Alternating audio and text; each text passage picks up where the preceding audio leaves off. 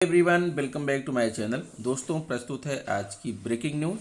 चुनाव खर्च में पहली बार भोजन थाली भी शामिल। एक भोजन थाली 225 रुपए की। देखिए क्या है मेनू। परिषदीय स्कूलों की सूरत बदलने के नाम पर डकार गए लाखों। कोरोना काल में पढ़ाई में हुए नुकसान की भरपाई के लिए लर्निंग रिकवरी प्लान। भाजपा का घोषणा पत्र जारी। जाने जनता से शिक्षा से लेकर स्वास्थ्य तक कौन कौन से वादे किए गए।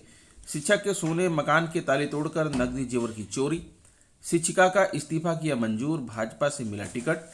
पूर्व बीएसए पर 25,000 का जुर्माना। जाने क्या है मामला, आइए देखते हैं दोस्तों खबरें विस्तार से। जी हाँ दोस्तों, आप देख पा रहे हैं खबरें विस्तार से किंग्समैन ई-हब यूट्यूब चैनल पर। परिषदीय स्कूलों की व्यवस्था सुधारने के लिए शासन सख्त है। इसके लिए जिले के करीब 2061 परिषदीय स्कूलों को कंपोजिट ग्रांट भेजी गई है, लेकिन नक्सल प्रभावित क्षेत्रों के कई विद्यालयों में कंपोजिट ग्रांट की धनराशि में बड़े पैमाने पर बंदरबाट की गई है। यहाँ तक कि स्कूलों की रंगाई पुताई तक नहीं हुई है, खेल सामग्री तक नहीं है, जबकि कागज पर खेल सामग्री क्रय दिखा दिया गया है। जिले में संचालित 1407 प्राथमिक और 654 उच्च प्राथमिक स्कूलों को कंपोजिट स्कूल ग्रांट दी जा रही है।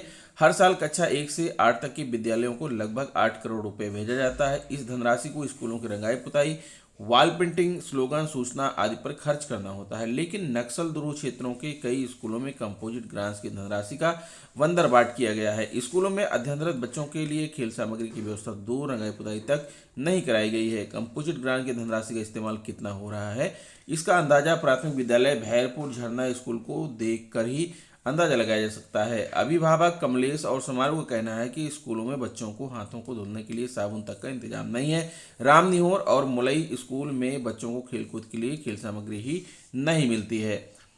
परिषदीय स्कूलों की व्यवस्था सुधारने के लिए कंपोजिट ग्रांट के तहत धन स्कूलों को भेजा जाता है। 2 साल से स्कूलों के रंगाई पुताई के कार्य रोक दिया गया था। प्रधानाचार्यों को कंपोजिट ग्रांट की धनराशि नियमानुसार खर्च करने का निर्देश दिया गया है। हरिवंश कुमार, बेसिक शिक्षा अधिकारी, वाराणसी। कोरोना काल में बंद स्कूलों की वजह से बच्चों की पढ़ाई को नुकसान न हो, ऐसे में लर्निंग रिकवरी प्लान तैयार किया गया है। सत्र 2022-23 में इसे लागू कर बच्चों की पढ़ाई में हुए नुकसान की भरपाई की जाएगी।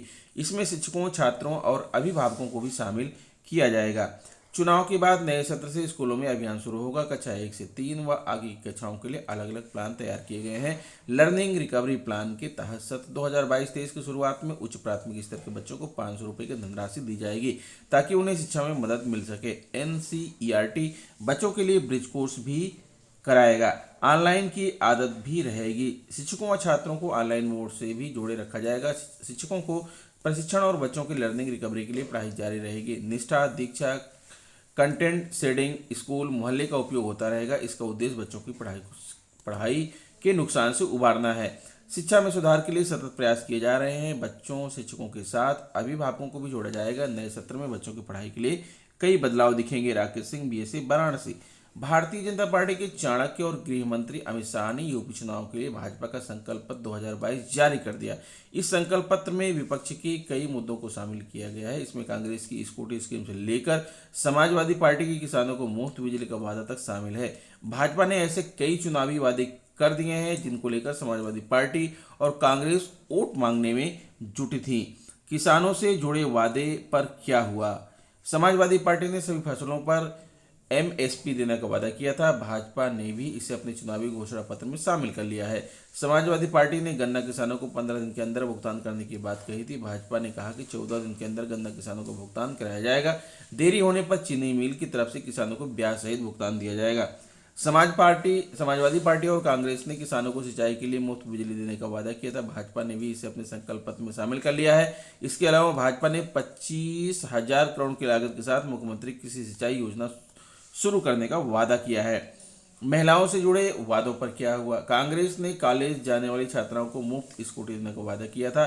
भाजपा ने भी इसे अपने संकल्प पत्र में शामिल कर लिया है। समाजवादी पार्टी ने वृद्धा और विधवा पेंशन को 3 गुना बढ़ाने का वादा किया है। भाजपा ने हर विधवा निराश्रित महिला को 1500 रुपये प्रतिमाह का पेंशन देने का वादा किया। कांग्रेस ने हर साल 3 गैस सिलेंडर महिलाओं को मुफ्त देने का वादा किया है।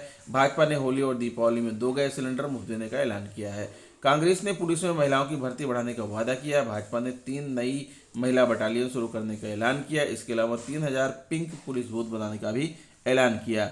कांग्रेस ने सरकारी भर्तियों में महिलाओं की भागीदारी 25% करने का वादा किया। भाजपा ने यूपी पीएससी समेत सभी भर्तियों में महिलाओं की संख्या दोगुना करने का ऐलान कर दिया।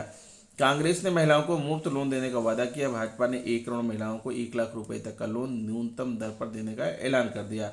भाजपा ने कन्या सुमंगला योजना की राशि 15,000 से बढ़ाकर 25,000 करने का ऐलान कर दिया है। भाजपा ने गरीब बेटियों की शादी के लिए 1 लाख रुपए की आर्थिक मदद देने का ऐलान किया।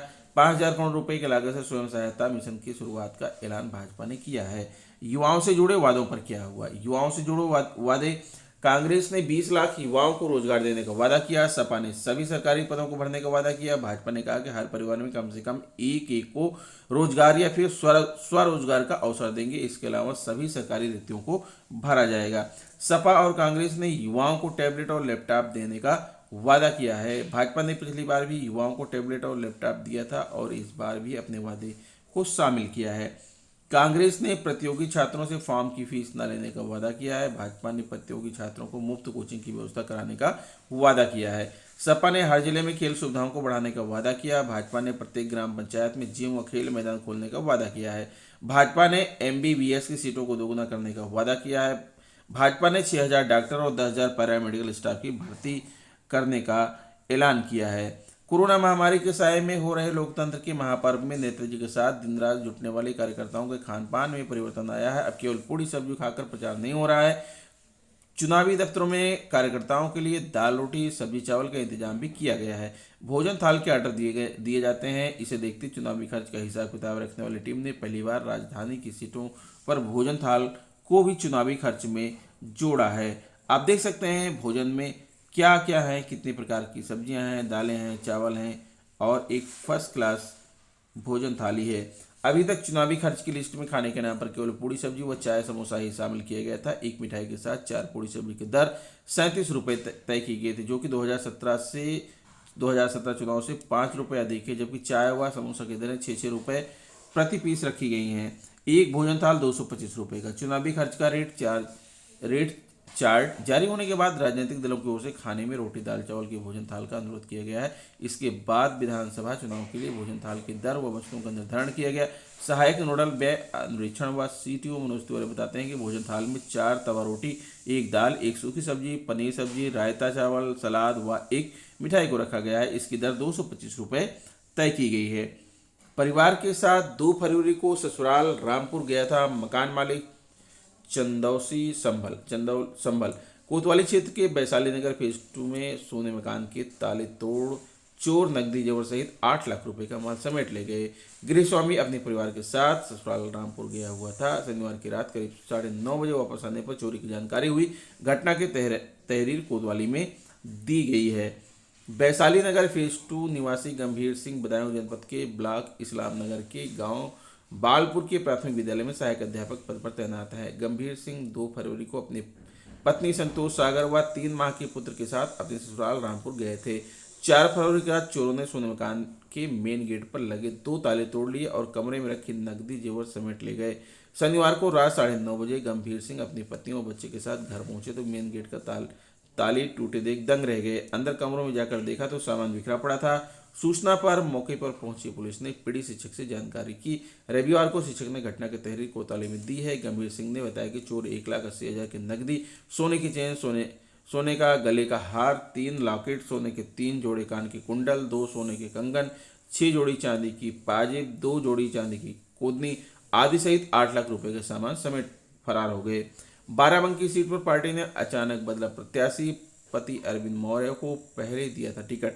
बाराबंकी भारतीय जनता पार्टी ने बाराबंकी सीट पर अरविंद मौर्य को उम्मीदवार बनाया था। अरविंद एनडीपीएस एक्ट के एक मुकदमे से चाहिए थे। इसे लेकर प्रशासनिक और राजनीतिक जानकारों ने नामांकन की वैधता को लेकर सवाल खड़े किए। समय रहते ही पार्टी नेतृत्व को इसकी जानकारी कराई गई। चर्चा शुरू होती ही अन्य दावेदारों ने जहां दौड़ भाग फिर तेज की तो पार्टी ने अचानक ही प्रत्याशी बदलते हुए अरविंद की शिक्षक पत्नी डॉक्टर रामकुमारी मौर्य को रविवार रात टिकट दे दिया। कयासों के दौर के बीच डॉक्टर रामकुमारी ने शिक्षक पद से इस्तीफा भी दे दिया। उनके इस्तीफे के पीछे माना जा रहा था कि अरविंद की जगह उन्हें ही टिकट मिलेगा। ऐसा हुआ भी। बीएसए बाराबंकी अजय कुमार सिंह ने राजकुमारी के इस्तीफा मंजूर करने की पुष्टि की है। इस फैसले के बाद राजनीतिक क्षेत्र में हलचल तेज हो गई है। मालूम रहे कि भाजपा ने 28 जनवरी को जिले की सभी सीटों पर पार्टी के अधिकृत प्रत्याशियों की घोषणा की थी। इनमें बाराबंकी सीट पर अरविंद मौर्य को प्रत्याशी बनाया गया था। वह भाजपा के जिला महामंत्री हैं। शनिवार को भाजपा के सभी 6 उम्मीदवारों को नामांकन करना था, किंतु अरविंद को पार्टी ने अचानक नामांकन करने से रोक दिया था। इसके पीछे तर्क उठा कि अरविंद पर NDPS एक्ट का एक केस है, जिसके तहत उनका पर्चा खारिज होने की संभावना थी। टिकट को लेकर मची माथापच्ची में बाराबंकी सीट से चुनाव लड़ने के दावे नेताओं के यहाँ फिर से दावा करने पहुंचने लगे। इसी बीच 4 फरवरी को नाटकीय रूप से अरविंद की शिक्षक पत्नी रामकुमारी, जो कि देश ब्लॉक के जूनियर हाई स्कूल रानीगंज में तैनात थी, ने अपना इस्तीफा BSO को सौंप दिया। इस्तीफा देने का कारण भले ही पारिवारिक दर्शाया गया हो, पर राजनीतिक क्षेत्र में इसे टिकट को लेकर उठाया गया कदम ही आंका जा रहा था। शिक्षकों की नियुक्ति संबंधी सूचना नहीं दी थी। पत्रावलियों को 7/17 को तलब किया। उन्नाव सिकंदरपुर सरोसी ब्लॉक के एरिया परियर गांव स्थित सहायता प्राप्त स्कूल में 6 साल पहले 3 शिक्षक की नियुक्ति के संबंध में सूचना उपलब्ध न कराने पर राज्य सूचना आयोग ने पूर्व BSA पर 25,000 का जुर्माना लगाया है। साथ ही नियुक्ति की पत्रावलियों के साथ 17 फरवरी को तलब भी किया है। परियर स्थित बद्री प्रसाद इंटर कॉलेज में वर्ष 2016-17 में जूनियर स्तर कक्षा 1 से 8 तक छात्रों को पढ़ाने के लिए 3 सहायक शिक्षकों की नियुक्ति की गई थी। अधिवक्ता शील सिंधु शुक्ल ने गलत तरीके से भर्ती का आरोप लगाते हुए 30 मई 2017 को तत्कालीन BSA दीवान सिंह से सूचना के अधिकार अधिनियम के तहत 7 बिंदुओं पर जानकारी मांगी थी। इसमें भर्ती शिक्षकों को चयन समिति द्वारा दिए गए अंक, चयन समिति का एजेंडा, चयनित अभ्यर्थी का अनुमोदन व चयन प्रक्रिया संबंधी प्रपत्रों समेत 7 बिंदुओं पर सूचना मांगी थी। तत्कालीन BSA ने इस पर कोई जवाब नहीं दिया। इस पर राज्य सूचना आयुक्त ने पूर्व BSA पर 25,000 रुपये का अर्थदंड लगाया है। साथ ही उस समय हुई नियुक्ति की पत्रावली के साथ 17 फरवरी को तलब किया है। तो दोस्तों, ये रहा आज का ब्रेकिंग न्यूज। आशा करता हूँ वीडियो आपको अच्छी लगी होगी। अगर वीडियो अच्छी लगी तो प्लीज़ मेरे चैनल को सब्सक्राइब कर लीजिए, बेल आइकन को प्रेस कर दीजिए और दोस्तों इसे दूसरे मित्रों को शेयर भी कीजिएगा। मिलेंगे आपसे नेक्स्ट वीडियो में कुछ जरूरी जानकारी लेकर। तब तक के लिए नमस्कार।